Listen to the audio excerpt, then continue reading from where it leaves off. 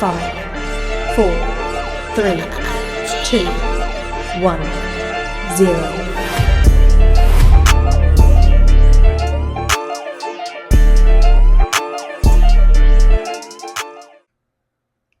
Yo,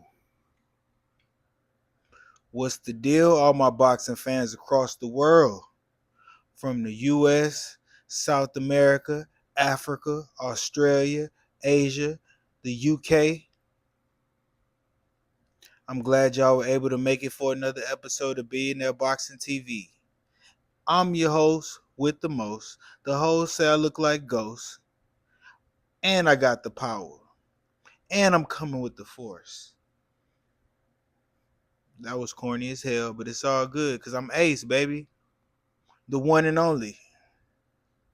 And this is Billonaire Boxing TV. Today, ladies and gentlemen, I want to go over some things that we discussed earlier during the week. Lubin versus Virgil Ortiz is actually going to happen. It's finalized. November 8th in Fort Worth, Dallas, Texas, baby. We are going to get Virgil Ortiz Jr. versus Lubin. Let me know who you got in the comments. Shout out to my dog Virgil Ortiz. Y'all know who I'm rocking with. It ain't no question. This fight been in the making for a little second, you know what I mean? It was some talks about Xander Zayas being a possible opponent. But from what I heard, he was looking at Yoenis Tellus, who just lost last night, for those who don't know. Yes, sir, Yoenis Tellus. The cat that was in the mix with Boots, up and coming 154 fighter. Yeah, he lost last night, ladies and gentlemen. But it's not the end. He fought a tough guy, a guy that I really didn't know too much about. Shout out to him, the black German man who won last night against Yoenis Tellus. But Xander, looked like you're going to have to find you a new opponent, buddy. With that being said, November 8th, it's in concrete. It's solidified. I will be there to see Virgil Ortiz rise over Lubin. I will have Billonaire Boxing Tees, baby. Another thing that I want to go over that we discussed earlier this week, Gervonta Tank Davis versus Jake Paul. I've been hearing a lot of chatter about this fight, and I just want to say, man, outside of my personal opinion about both of the guys, I'm still gonna rock with Gervonta Davis to win this fight. I actually got him knocking out or stopping Jake Paul. I know a lot of y'all probably gonna say the size difference is gonna be crazy, which it is. Jake Paul like fucking what, 6'4", 6 something, 199 pounds. Tank Davis is 5'5", 135 pounds. But I want y'all to remember something. It's not about the size of the dog in the fight. It's about the size of the fight in the dog. In this case, we talking about a well-trained pit bull. He kind of looked like a pit bull a little bit. We talking about a well-trained pit bull against Airbud, a paid actor.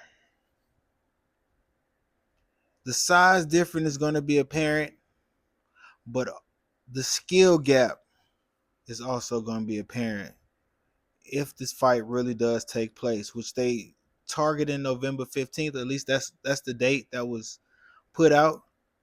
But I like to reiterate to everybody out there, nothing has been finalized. So no, this fight isn't concrete yet. But mark my words, if Jake Paul walks out of that ring that night, it was by design. As much as I would like to see Gervonta take on some of the top names at 35, some of the top names at 40, I'm gonna go ahead and take this one. You know why?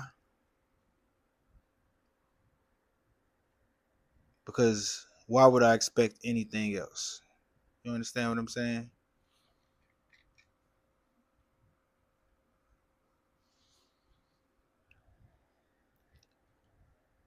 Speaking of Yoenis Tellis, I want to jump back right back on that real quick. The guy that beat him, they're saying that he could possibly meet up with Twin this year. And for those who don't know who Twin is, the king of 154, Jamel Charlo. I don't know how true that is. That is definitely a rumor. I want to reiterate that it's definitely a rumor. But what a great fight. A comeback fight. A fight for Twin to win the strap and start making his claim back to the throne at 154.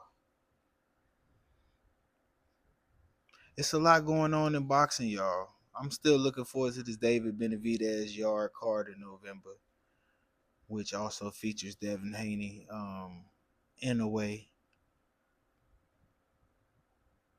Come on, man. This year for boxing finna be solid, bro. I mean, of course, a lot of people don't want to see this Jake Paul Gervonta Davis fight. A lot of people are against it, but what can we do about it, bro? At the end of the day, y'all gonna forever stay mad at this man if you keep having these wild ass expectations for somebody who hasn't shown you anything different. And we can't forget about September 13th, the clash between Canelo Alvarez and Terrence Bud Crawford, y'all. Let's focus on the good that's happening right now in boxing. You know what I'm saying? And with that being said, I got Canelo washing Terrence Crawford. No cap. Terrence Crawford is the more skilled boxer, but we talking about he reaching at the top of the shelf. He want the fine liqueur, the tequila. The come on, man.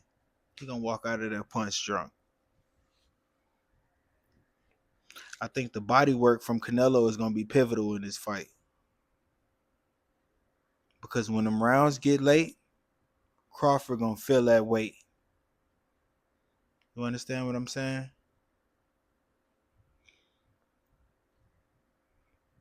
Hey, I appreciate y'all tuning in, man. This is just like I got a lot going on right now. Billionaire Boxing Clothing coming soon.